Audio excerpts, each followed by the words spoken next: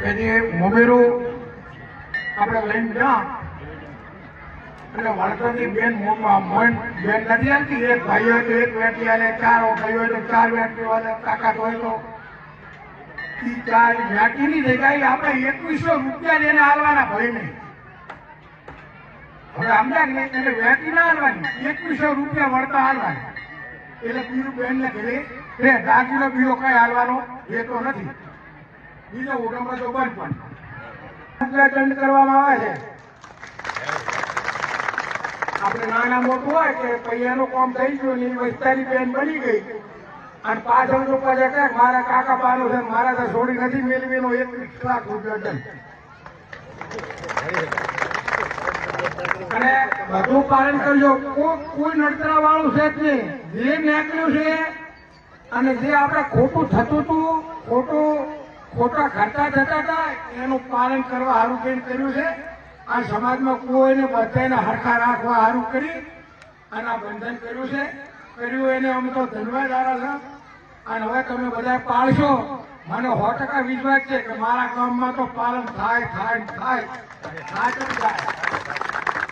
તો કે વાતની બધી વાતની સમજી કે છે સમાજની મોટો ફાયદો થતો હોય તો આપણી ફરજ થાય છે, આપણે પાલન કરવાની આપણી ફરજ થાય છે. અને મને વિશ્વાસ છે કે તમે કોઈ દાડો કોઈ એનું ઉલ્લંઘન કરી અને બીજી વાતમાં નહીં આવો મને વિશ્વાસ છે. રામ રામ. ની અંદર કોઈ પણ નાના મોટી હોય, કોઈને ભાઈને તકલીફ હોય, છોકરો દારૂડિયો હોય, છોકરો નશાલે હોય તો એને સમાજને તમે વાત પૂછશો, તમારી ફરિયાદ સાંભળશે. સાંભળતા એને સમાજને એમ લાગે કે ભાઈ આ ભાઈને મિલતા છોકરો સારો એવો નથી તો એને સ્વેચ્છાએ કે ગુણ દોષનું ધોરણ જોઈ અને એને સ્કૂટલે કરી છે.